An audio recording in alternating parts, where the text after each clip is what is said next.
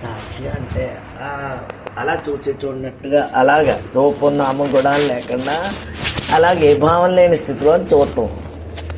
సర్వదీ సాక్షిభూతం భావాతీతం. భావానికి అతీతమైన స్థితి ఏంటి? ఏ భావాలు లేని స్థితి. అతీతం ఏంటి? అతీతానికి అతీతం అంటే ప్రపంచం లేని స్థితి, మనస్సు లేని స్థితి. త్రిగుణరహితం, 3 గుణాలు లేని స్థితి. సత్వగుణం, రజోగుణం, తమో గుణం 3 గుణాలు లేని స్థితి అంటే పరిశుద్ధాత్మ అన్నమాట.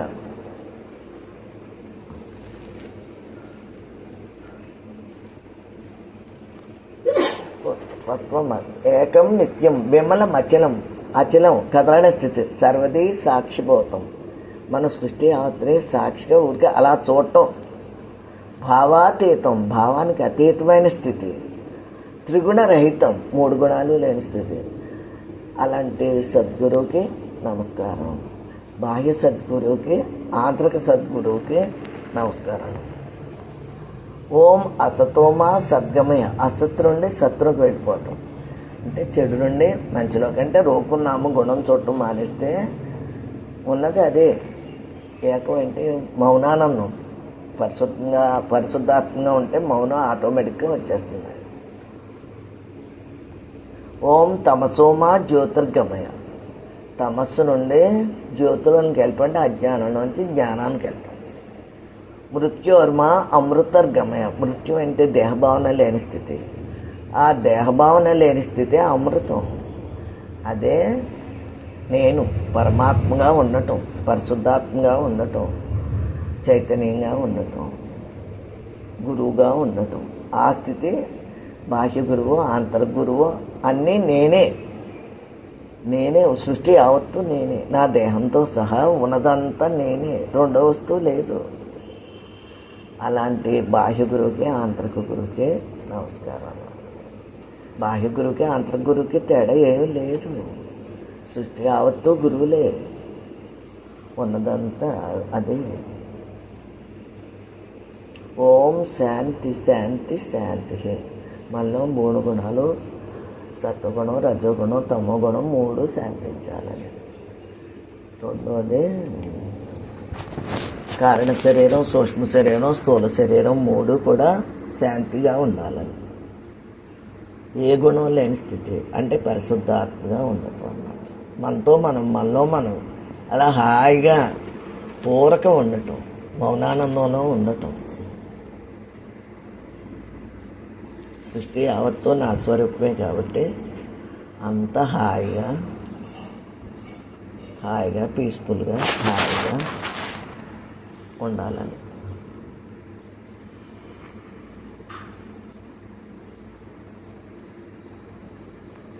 మనం ఎప్పుడూ నిత్య విద్యార్థులు. ఎప్పుడూ మన ఆనందం నిత్యనూతనంగా ఉంటుంది. ఎప్పుడూ నిత్యనూతనమే ఆనందం. ఎంత త్రాగినా మనకి తనివి తీరినట్లుగా ఉంటుంది. అది బ్రహ్మానందం కదా. ఆనందం నిత్యనూతనంగా ఉంటుంది. ఆనందం లక్షణాలు ఏంటి? శాంతి, హాయి, ఆనందం, సంతోషం. ఎటు చూసినా మన స్వరూపమే కాబట్టి ఎటు చూసినా ఆనందమే. అణువు నుంచి మహత్తు వరకు ఆనందమే ఆనందం.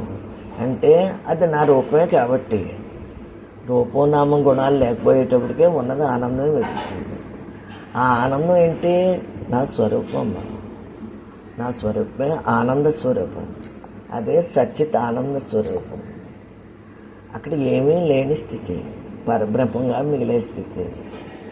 అది నిత్యవరంగా ఉండే స్థితి. ఇప్పుడు 24 గంటలు ఎంత హాయిలో ఉన్నా ఆ హాయి తనివి తీరదు. హాయి ఇంకా నిత్యనూతనంగా ఉంటుంది. హాయి ముందు అన్నీ దిగదుడిపోయి హాయి వచ్చేటప్పటికి దేని మీద ఏమీ ఉండదు. అన్నిట్లోనే లేనట్లుగా మనం ఉంటాం. అన్నిట్లోనే ఉంటాం. పరబ్రహ్మగా నాతో నేను ఉంటూ సాకారమైన దేహానికి వ్యవహారం, రాగద్వేషాలు లేకుండా వ్యవహారం ఆటోమేటిక్గా చేసుకుంటూ ఉంటే ఆ పరమాత్మ చేస్తాడు. మనం కాదు చేసేది. ప్రతిదీ ఆ పరమాత్మే చేసుకుంటాడు. మన చేతుల్లో అసలు ఏమీ లేదు. ఎప్పుడో మనం పుట్టకముందే అది రెడీ అయిపోయింది. ఎలా అంటే రామాయణం కూడా వాల్మీకి ముందే రెడీ చేసి ఉంచేసాడు. దాన్ని బట్టి రామాయణం జరిగింది. అలాగే అందరి యొక్క స్థితి కూడా అలాగే ముందు రెడీ అయిపోయింది. ఆ స్థితిలోంచి ఆ స్థితి కూడా రెడీ, ఆ స్థితి ఆటోమేటిక్గా అలా మన విధిలో ఎలా ఉందో అలా ఆటోమేటిక్గా అలా జరిగిపోతూ ఉంటుంది. మనం అడ్డెట్టకుండా ఉంటే, మంచి చెడ్డ అని అనుకోకుండా ఎడ్జస్ట్మెంట్తో మనం జీవితంతో వెళ్ళిపోతే అది ఆనందంగా పరబ్రహ్మంగా మనం జీవించినట్లుగా ఉంటుంది, హాయిగా ఉంటుంది. కానీ అక్కడ మనకు సంతృప్తి ఉంది కాబట్టి ఏది ఎలా జరిగినా మనసు ఒప్పుకుంటుంది. మనసు అక్కడ ఒప్పుకుంటే అక్కడ ఏముంటుంది? నిత్యనూతనంగా ఉంటుంది. అసలు మనకి ఏ లోటు ఉన్నట్టు తెలియదు. అసలు ఉన్నదంతా పరమాత్మే కదా. పరమాత్మ యొక్క ఆనందం దగ్గర అన్నీ దిగదుడిపోయాయి. మన లలిత శాస్త్రంలో అన్నీ కూడా 1000 నామాలు కూడా మన యొక్క అనుభవమే. ఆకన్నా అమ్మవారుగా ఉండటమే. అమ్మవార్ల యొక్క ఆయుధాలన్నీ మనలోనే చెడు తీసుకుంటమే. మాటల్లో, చేతల్లో, వ్యవహారంలో మనలో ఉన్నవి మనకు తెలుస్తూ ఉంటాయి. తెలిసిన వెంటనే అవి తీసేసుకుంటాం. మనకు అవసరమైనవి ఉంచుకుంటాం, అవసరం లేనివన్నీ తీసి పడేయటం. పెంచుకోవాల్సినవి పెంచుకోవాలి, తగ్గించుకోవాల్సినవి తగ్గించుకోవాలి. అలా చేస్తూ ఉండే కొద్ది స్వయంభూలాగా మనతో మనం ధ్యాసలో ఉంటాం కాబట్టి బాహ్య విషయాలు ఏమీ అసలు ఉండవు. మన ధ్యాసలో ఉంటే బాహ్య విషయాలు లేకుండా వ్యవహారాలు చేసుకుంటాం. ఆ బాహ్య విషయాలు ఉండవు. ఆ జ్ఞానాగ్ని వలన అన్నీ ఎన్ని జన్మల నుండో చేసిన మంచి చెడ్లు అన్నీ కూడా ఈ జన్మలో చేసినవి కూడా మనకు తెలియకుండా చేసినవి, తెలిసి చేసినవి అన్నీ కూడా జ్ఞానాగ్ని వలన దగ్ధం అయిపోయి అక్కడ ప్రపంచం ఉండదు కాబట్టి బూడిద మిగులుతుంది. బూడిదంటే ఏ భావనలో లేని స్థితి, ఏ భావనలో లేని కొద్ది ప్రతిభీ మనం ఎంతెంతగా పరిశుద్ధాత్మ అయిపోతూ ఉంటే అంతగా మనలో ఉన్న స్వయంభూ అయిన ఆ పరబ్రహ్మ లక్షణాలన్నీ ఆటోమేటిక్గానే స్వయంగా వాటికి అయ్యే వస్తూ ఉంటాయి. ఎందుకంటే ఈ ప్రపంచం యొక్క లక్షణాలన్నీ మనలో తగ్గిపోతూ ఉంటాయి. బ్రహ్మ లక్షణాలే మిగులుతూ ఉంటాయి. అప్పుడు మనం పరబ్రహ్మంగా హాయిగా అలాగా ఉదాసీనంగా అలా హాయిగా మౌనానందంలో కూరుకుపోతాం. హాయిగా ఉండటమే హాయి మన స్వరూపం, శాంతి మన స్వరూపం. అలా హాయిగా నిత్యనూతనంగా ఉంటుంది. అదే అమ్మవారే మనం. విష్ణువు కూడా నిద్ర అతను వాళ్ళు ఎప్పుడు కూడా శివుడేంటి విష్ణువు ఏంటి వాళ్ళు ఎప్పుడూ అలా హాయిగా వాళ్ళు జ్ఞానానందంలో వాళ్ళు మునిగిపోయి ఉంటారు. ఈ అమ్మవారిలో ప్రశ్నలు ఎత్తా సమాధానాలు చేస్తే ప్రకృతి కదా. ప్రకృతి అస్మానం స్థిరంగా ఉండదు, ప్రతి నిమిషం మారేది. మన శరీరంలో చూడండి, మనం తిన్నదంతా అరుగుతా, బ్లడ్ సర్క్యులేషన్ అవుతా అలాగా ప్రతి నిమిషం ప్రతి సెకను కూడా అలాగా కదిలిపోతూ ఉంటుంది మన శరీరం. అందుకు మన శరీరం నిజం కాదు. గాఢ నిద్ర స్థితిలో ఉన్నప్పుడు మనకి ఏ ధ్యాస ఉండదు. శరీర ధ్యాస కానీ ప్రపంచ ధ్యాస కానీ అసలు ఏ ధ్యాస మనకు ఉండదు. హాయిగా అలా ఉదాసీనంగా నిద్రపోతూ ఉంటాం, మనకు తెలీదు. ఆ నిద్రతో ఏ భావాలు ఉండవు. కానీ ప్రొద్దున లేచి ప్రొద్దున లేచాక మెలకు వచ్చాక హాయిగా నిద్రపోయానని చెబుతాను. ఆ నిద్రపోయానని చెప్పేవాడే పరమాత్మ. అప్పుడు శరీరం తెలియకపోయినా చెబుతాడు కదా. పరమాత్మ 3 వేళల్లో ఉంటాడు. మన శరీర ధ్యాస మెలకువలోనే స్వప్నంలోనే తెలుస్తుంది, కానీ గాఢ నిద్రలో తెలియదు. కాబట్టి ఈ దేహం నేను కాదు. ఇది 24 గంటలు మారేది. ప్రకృతి ఎలా మారుతుందో మన శరీరం కూడా అలాగే మారుతుంది. మన శరీరం కూడా ప్రకృతే కదా. మన శరీరంతో సహా సృష్టి అంతా ప్రకృతి. ఇది చైతన్యాధారంతో ఉంటుంది. మన మనస్సు చైతన్యంగా ఉంటూ మన లోపల మన ధ్యాసలో మనం ఉంటూ ధ్యాస మీద ధ్యాస పెట్టి మనం వ్యవహారాలు ఆటోమేటిక్గా చేసుకుంటా వెళ్ళిపోతే ఆ పరమాత్మే చేసుకుంటాడు. విన్నట్టు చూసి చూడనట్టు చేసి చేయనట్టు ఆటోమేటిక్గా జరిగిపోతాయి. అక్కడ మన మనస్సు లేక ఎంతో అసలు తేలిగ్గా ఉన్నట్టు అసలు మనం చేసినట్టే మనకు తెలియదు. ఎందుకంటే ఆ పరబ్రహ్మం చేసుకుంటుంది. ఈ మనసు చేయట్లేదు వ్యవహారం. అది మనం అలాగా ఏది చేసినా ఇంకా పరమాత్మే. మనం ప్రతిదీ సరెండర్ అయిపోయాం కదా మనలో ఉన్న పరమాత్మకి. బాహ్య గురువుకి, ఆంతరిక గురువుకి, అమ్మకి అక్కడ శరణాగతి ఇచ్చేసారు. నీళ్ళు వదిలించుకున్నాం, మనసు లేకుండా చేసుకుంటాం. ఇక్కడ ఆంతరిక గురువుకి మనసు లేకుండా ఉన్నాం. అందుకు శుభ్రంగా హాయిగా అలా ఊరకం ఉన్నట్టు.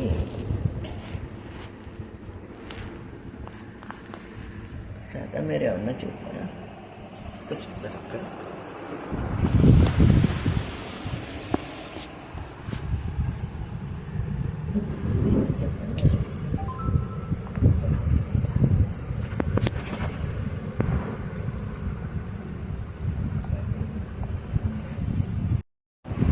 సాక్షి అంటే అలా చూసి చూడనట్టుగా, అలాగా రూపం నామం గుణాలు లేకుండా అలాగే భావం లేని స్థితిలో చూడటం. సర్వదీ సాక్షిభూతం, భావాతీతం. భావానికి అతీతమైన స్థితి ఏంటి? ఏ భావాలు లేని స్థితి. అతీతం ఏంటి? అతీతానికి అతీతం అంటే ప్రపంచం లేని స్థితి, మనస్సు లేని స్థితి. త్రిగుణరహితం, 3 గుణాలు లేని స్థితి. సత్వగుణం, రజోగుణం, తమో గుణం, 3 గుణాలు లేని స్థితి అంటే పరిశుద్ధాత్మ అన్నమాట.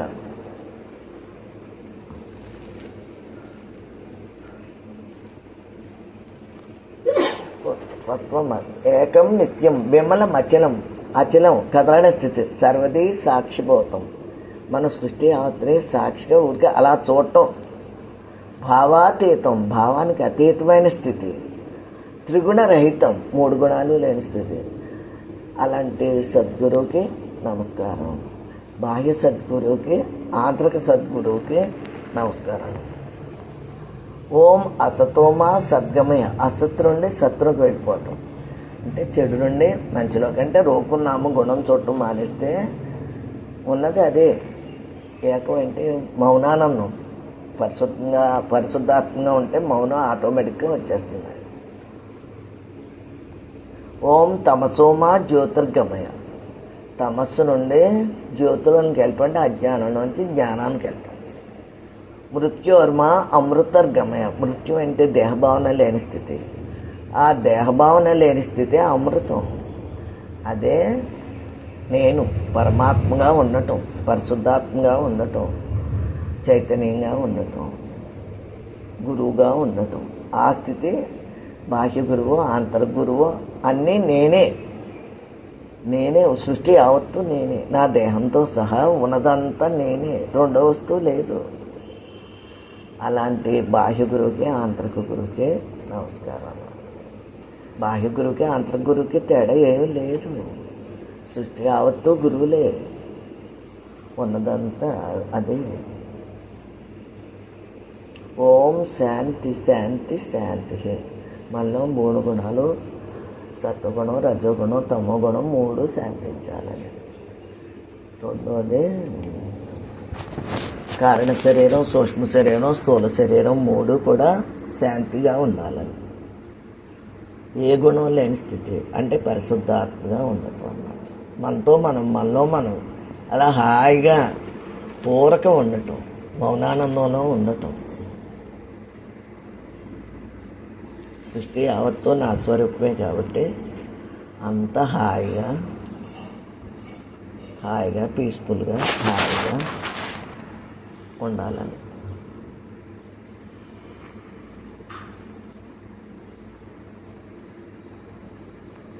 మనం ఎప్పుడూ నిత్య విద్యార్థులే.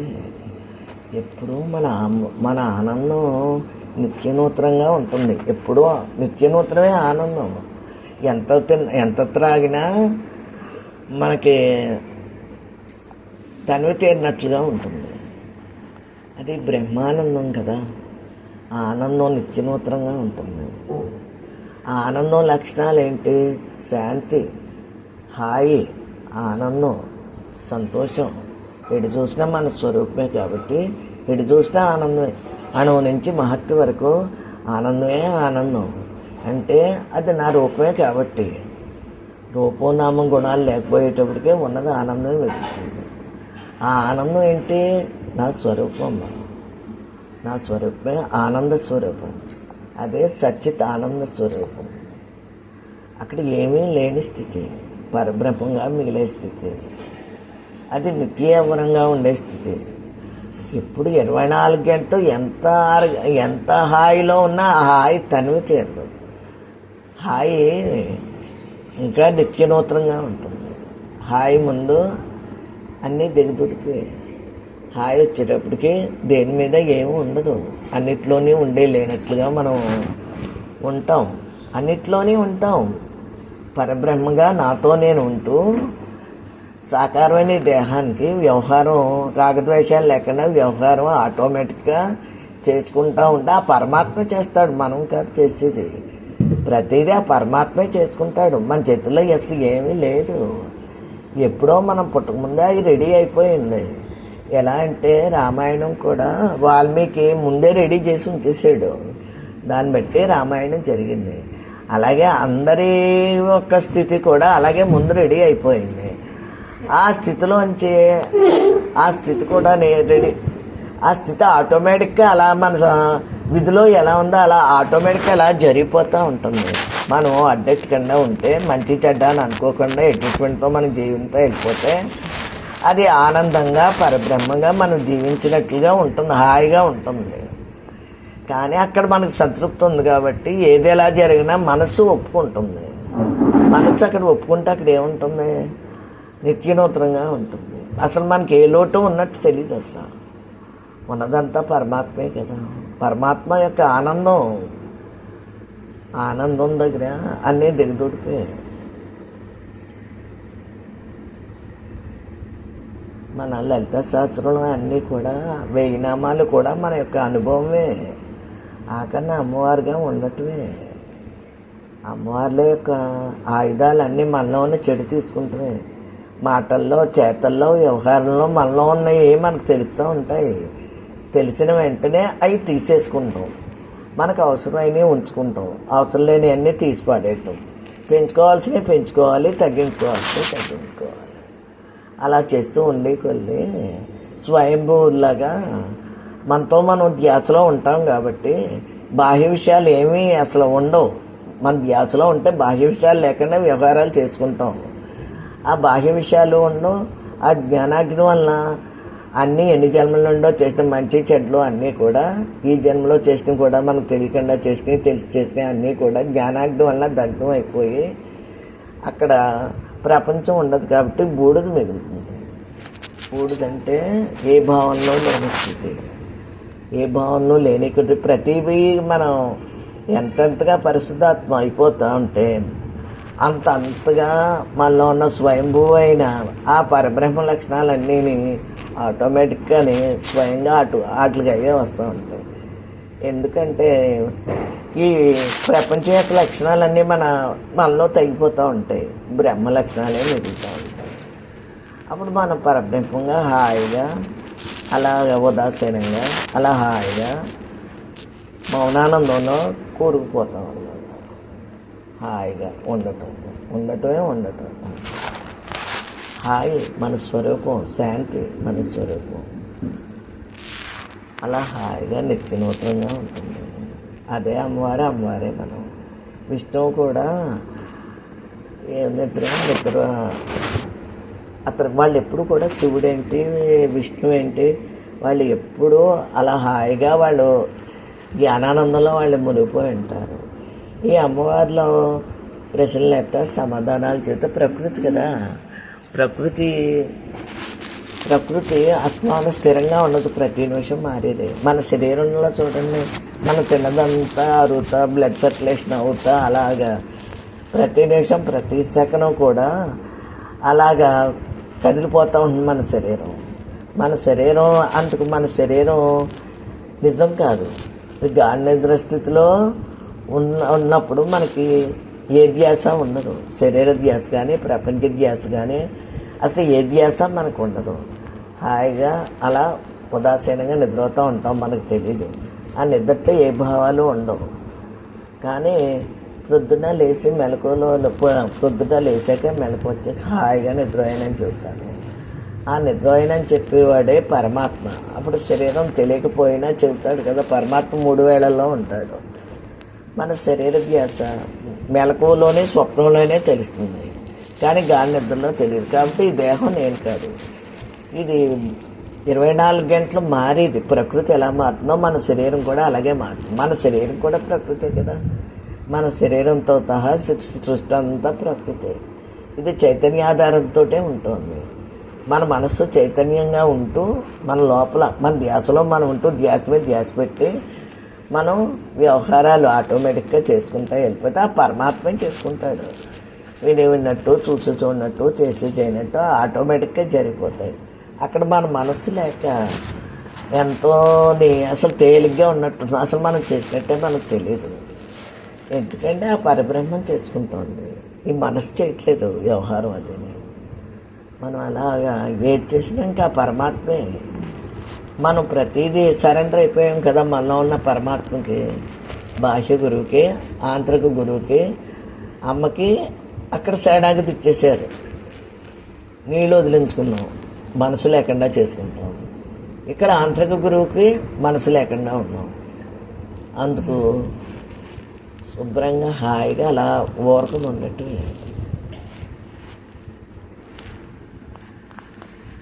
సదా మీరు ఏమన్నా చెప్పారా? చెప్తారు అక్కడ.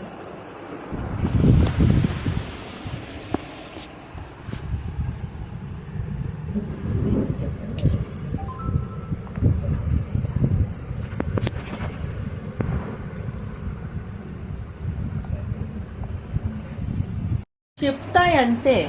నేను ఇంకా సరిపోలేదు, నాతో నేను ఉండాలి, నేనే కదా చూసేవాడు ఉంటేనే కదా చూస్తున్నాడు, దాన్ని కలుపుకుంటున్నాడు అని ఆ ఇసుమంత కూడా ఆ చిన్న చిల్లు కూడా చూడలేనంతగా మనతో మనం ఉండాలి అని పెట్టుకోవాలి మనం. ఇక్కడండి ఇక్కడ మీద మట్టికి దృష్టి మీద దృష్టి పెట్టేయండి. అది అంత ఈజీ కాదు. దాంట్లో కూడా మీకు వయసు ముద్రాలి. వయసు ముదరటం అంటే ఉండటంలో ముదరాలు అంటున్నారు. ఉండటంలో ముదరాలు. వయసు అంటే దానికి కాలం ఈజీగా తీసుకోవట్లేదు. పెద్ద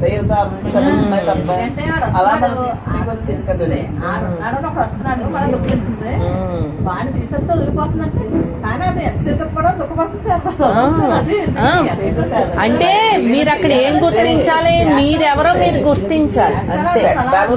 వస్తాయి, ఉంటాయి, పోతాయి. కానీ నేనేంటి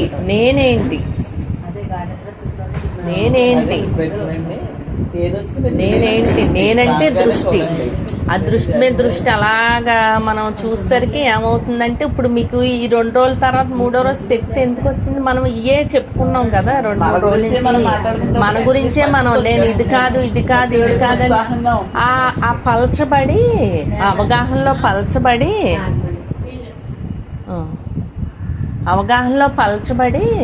మనకి అవగాహన అయ్యే కొలది మళ్ళీ మనం ఇంకా ఉండటంలో ఉంటామండి.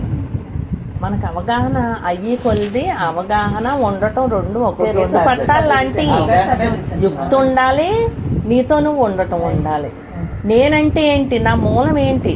నా దృష్టే కదా కారణం. అన్నిటికీ నా దృష్టే కదా. నేను చూస్తేనే కదా ఉంది. ఆ కష్టం కూడా ఎక్కడుంది? నేను చూస్తేనే కదా ఉంది. గాఢ నిద్రలో లేదు. మరి పగలు కష్టపడుతున్నా ఉన్నా, మరి గాఢ నిద్రలో ఉందా? మరి లేదు కదా. నేను ఫలానా అని తాదాప్యం చెందటం మూలాని, ఆ దృష్టి మమేకం అవ్వటం మూలాని తానుగా ఉన్నట్టుగా అనిపిస్తుంది. దేహం నేనుగా ఉన్నట్టుగా అనిపిస్తుంది. కానీ మీరా మరి గాఢ నిద్రలో ఉండాలి కదా. తన స్వస్థానంలో తనకు విలీనం అయిపోతుంది కదా.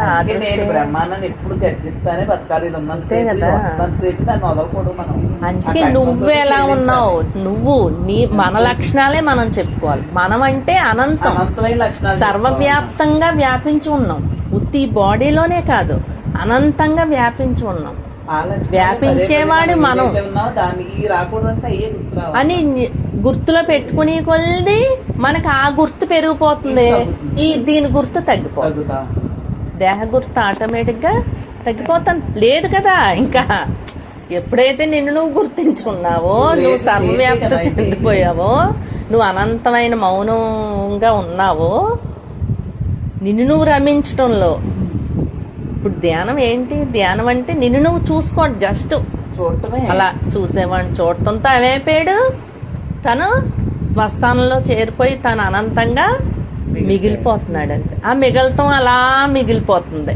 మిగిలి కొలిది మీకు ధ్యానం కుదురుతుంది, లేదా ధ్యానం కుదరట్లేదమ్మా మిగిలి కొద్ది ఏ పలసపడిపోతాయి, రానే అంతే కదా. రావండి. ఇంక అక్కడ దేహమే లేదు కదా, మిగలటంలో దేహమే లేదు కదండి. ఇంక దేన్నని చూస్తాం? అక్కడ చూడటానికి ఇతరం ఉంటే కదా, మిగలదు కదా. రెండోది ఉంటే కదా. స్థితి ఎటు చూసినా తానే కదా, తాను తప్ప రెండోది లేదు కదా. మన ధ్యాన స్థితి అమ్మా, అదే నిజస్థితి. నీ దృష్టి తానుగా మిగిలిన దృష్టికి అనంతంగా నువ్వు ఉన్నావని సర్వవ్యాప్త లక్షణం నీ లక్షణం. అది లేకపోయేటప్పటికి తలంపు రాదు మనకి. నీ లక్షణమే సర్వవ్యాప్తంగా ఉన్నావు నువ్వు. కానీ పలచగా ఉంటుంది, గుర్తేమో బరువుగా ఉంటుంది, దాన్ని తెలిసిపోతుంది కదా. అది తెచ్చుకుని మళ్ళీ దుఃఖపడుతున్నాం తప్ప పలసగా ఉన్నది అంతా అనుభూతిలో అంటే నాలో అది లేదు, నాలో అది లేదు అనే ధీమాతో మనం బ్రతికేమనుకోండి, ఆ బ్రతికేమనుకోండి, అది వచ్చినా అంతే కదా. అనంతంలో ఏదో కదులుతున్నాయి, జరుగుతున్నాయి, ఎన్ని కదలట్లేదు, మన కదలకలేదు ఎలా ఉన్నాయి అలా కదులుతున్నాయి. అంతే కదా. వచ్చిందంటే పోయిదే కదండి. కాలం లోకం ఏముందో మార్పు చెందుతానే ఉంటుంది, దేహం మార్పు చెందుతుంది, మనసు కూడా మారుతానే ఉంటుంది. వాటితో మనకు సంబంధం లేదు, మనం మార్పు లేని వాడు. నేనే మన అనంతుడు, మనకు మార్పే ఉంది. అన్ని కాలాల్లో మనకు మార్పే లేదు. మార్పు చెందేవాటితో మనకు సంబంధం ఉంది. మార్పు అనేది ఎవరికి స్వరూపానికి మార్పు లేదు కదా. జరగాలి, జరుగుతున్నాయి అంతే. జరిగేదాన్ని జరుగుతున్నట్టు అలా వదిలేయటమే. మనం మాత్రం ఎప్పుడు అనంతుడిగా మిగులుతాం. అనంతుడిగా ఉండేటప్పటికి ఈ కదలికలు ఏమి దాని ధర్మాలు ఇవి జరుగుతున్నాయి, శరీర ధర్మాలు శరీరానికి. మనం ఎవరు? మనం అనంతుడు. అనంతుడిగా ఉండటమే అంటే ఏ తలంపు లేకుండా అలా హాయిగా ఏ చూసి తనతో తానే అనంతంగా ఎప్పుడూ మీరు తానుగానే మిగలాలి. కానీ మీరు పొందాలనుకుంటున్నారు. పొందేది కాదు, మిగిలిది. పొందేది కాదు, అది మిగిలిది. మనం దృష్టి అటు పెట్టట్లేదు అంతే, మన చూపు పెట్టట్లేదు అంతే. పొందేది వచ్చేది మనం ఏదో తెచ్చుకునేది కాదమ్మా, ఉన్నది. ఈ దృష్టిని బ్రహ్మం చేయటంలోనే ఉంది మనం. అంతే, బ్రహ్మాకారం చెందాలి. అది రెండే చేస్తుందమ్మా. ఒకటి దేహంగానే మిగులుతుంది, అంతే, ఏదో లేదా తానుగానే మిగులుతుంది.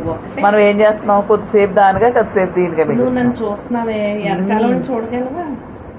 ఏదో ఒకటే చేస్తుంది అది.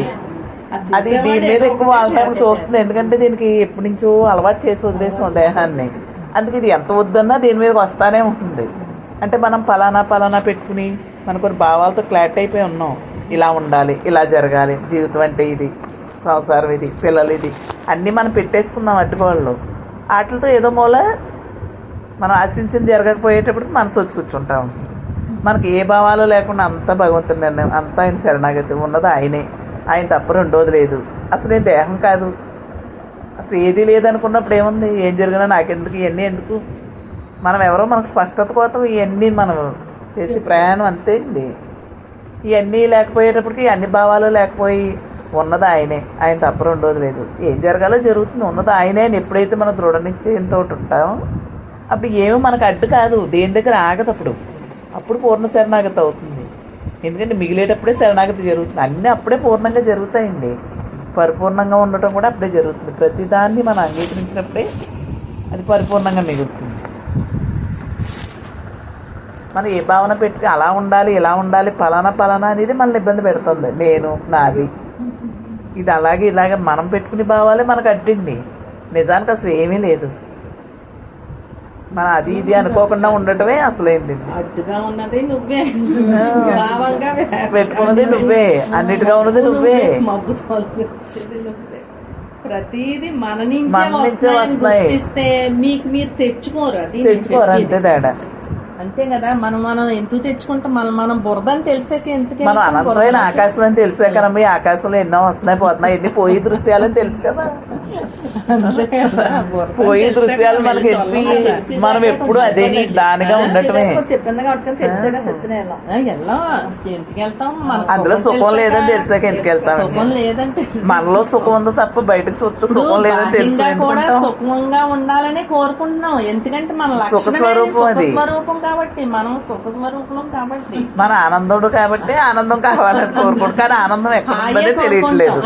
వచ్చిపోయి ఆనందం వచ్చిపోయి సుఖాలు ఇక్కడ పట్టుకుంటాం ఉంది తప్ప కానీ అది వచ్చిపోయేది. ఇది శాశ్వతమైందని అర్థం కావట్లేదు అంతే. ఆ, ఇది దేహానికి యొక్క లక్షణం. అదే దేహం యొక్క లక్షణం అంటే పుట్టింది కొన్నాళ్ళు పెరుగుతుంది, ఉంటుంది, మళ్ళీ వెళ్ళిపోతుంది, పోతుంది కదా, మరి నశించిపోయేదే కదమ్మా. దేహం పోతుంది కదా, మరి కానీ అక్కడే స్వరూపం తెలిసిపోతుంది కదా. నశించేది కాదు కదా. దీని ఆనందం, ఆనందం. దీని సుఖ దుఃఖాలు ఎంత నిజమో తెలిసిపోతుంది. ఏదైనా వచ్చిందంటే వెళ్ళిదే, ఏదైనా మార్పుతో కూడిందేనమ్మా, ఏది మిగలదు కదా. అందుకే ఇది ఉన్నంతసేపు కూడా సుఖం వస్తుంది, దుఃఖం వస్తుంది, అన్ని ఉంటాయి. కానీ నువ్వేంటి అనేది నీకు తెలిసిపోయింది అనుకో, వచ్చినప్పుడు ఇప్పుడు మీ మాకు కష్టాన్ని సంబంధం నేను లేదు. ఎలా చూస్తాను? ధీరత్వంగా ఉంటుంది నాకు. మీకు ఆ ధీరత్వం ఉందా? ఎందుకంటే చేసి నీది నేను కాబట్టి. బయట ఉన్నాను. అలాగే నేను అదే. అనంతుడని నాకు తెలిసిపోయాక, అప్పుడు ఇది రాదు అనంతంగా కాదు దృష్టి అన్నట్టే కథలని నేను దృష్టిగా కాదని ఉండిపోయాక అది కదలట్లేదు, మెదలట్లేదు, ఉండటం మిగలటమే ఉంటుంది.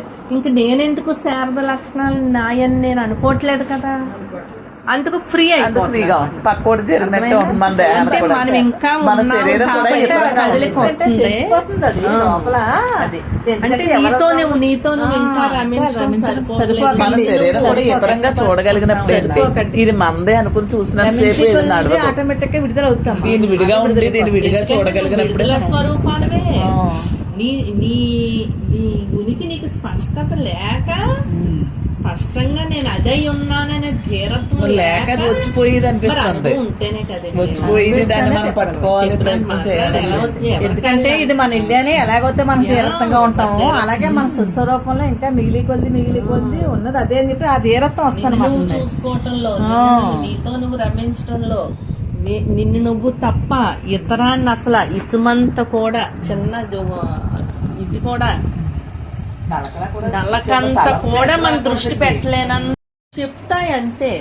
నేను ఇంకా సరిపోలేదు, నాతో నేను ఉండాలి, నేనే కదా చూసేవాడు ఉంటేనే కదా చూస్తున్నాడు, దాన్ని కలుపుకుంటున్నాడు అని ఆ ఇసుమంత కూడా, ఆ చిన్న చిల్లు కూడా చూడలేనంతగా మనతో మనం ఉండాలి అని పెట్టుకోవాలి మనం. ఇక్కడండి, ఇక్కడ మీద మట్టికి దృష్టి మీద దృష్టి పెట్టేయండి, అది అంత ఈజీ కాదు. దాంట్లో కూడా మీకు వయసు ముదరాలి. వయసు ముదరటం అంటే ఉండటంలో ముదరాలి అంటున్నారు. ఉండటంలో ముదరాలి. వయసు అంటే దానికి కాలం మొదటికప్పుడుకి ఎంత మార్పు లేదు, ఈజీగా తీసుకోవట్లేదు, పెద్ద తప్ప అలా మనం తీసుకొచ్చింది కదా. వాడిని తీసేస్తే వదిలిపోతుందంటే కానీ అది ఎంతసేపు కూడా దుఃఖపడుతుంది. అంటే మీరు అక్కడ ఏం గుర్తించాలి, మీరెవరో మీరు గుర్తించాలి అంతే. వస్తాయి, ఉంటాయి, పోతాయి, కానీ నేనేంటి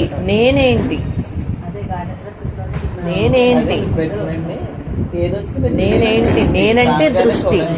ఆ దృష్టి మీద దృష్టి అలాగా మనం చూసేసరికి ఏమవుతుందంటే, ఇప్పుడు మీకు ఈ 2 రోజుల తర్వాత 3వ రోజు శక్తి ఎందుకు వచ్చింది? మనం ఇయే చెప్పుకున్నాం కదా 2-3 రోజుల నుంచి మన గురించే మనం, నేను ఇది కాదు అని ఆ పలచబడి, అవగాహనలో పలచబడి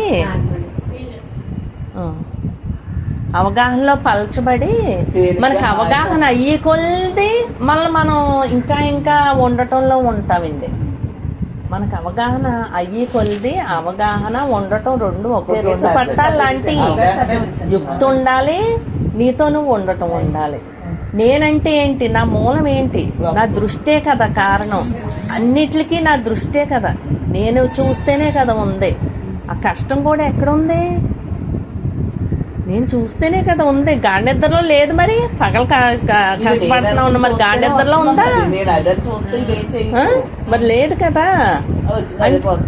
నేను ఫలానా అని తాదాప్యం చెందటం మూలాని, ఆ దృష్టి మమేకం అవ్వటం మూలాని తానుగా ఉన్నట్టుగా అనిపిస్తుంది. దేహం నేనుగా ఉన్నట్టుగా అనిపిస్తుంది. కానీ మీరా మరి గాఢనిద్రలో ఉండాలి కదా, తన స్వస్థానంలో తనకు విలీనం అయిపోతుంది కదా.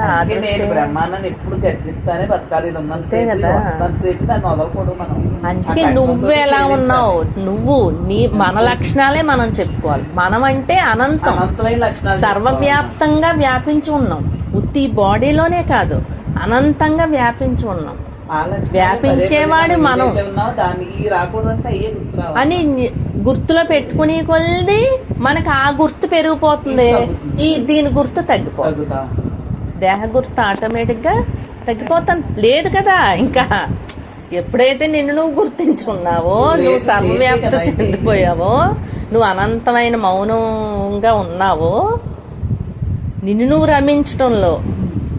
ఇప్పుడు ధ్యానం ఏంటి? ధ్యానం అంటే నిన్ను నువ్వు చూసుకోండి, జస్ట్ చూడటమే. అలా చూసేవాడిని చూడటంతో ఏమైపోయాడు, తను స్వస్థానంలో చేరిపోయి తను అనంతంగా మిగిలిపోతున్నాడు అంతే. ఆ మిగలటం అలా మిగిలిపోతుంది. మిగిలి కొలిది మీకు ధ్యానం కుదురుతుంది, లేదా ధ్యానం కుదరట్లేదమ్మా మిగిలి కొలిది ఏ పలసపడిపోతాయి, రానే అంతే కదా. రావండి. ఇంక అక్కడ దేహమే లేదు కదా, మిగలటంలో దేహమే లేదు కదండి. ఇంక దేన్నని చూస్తాం?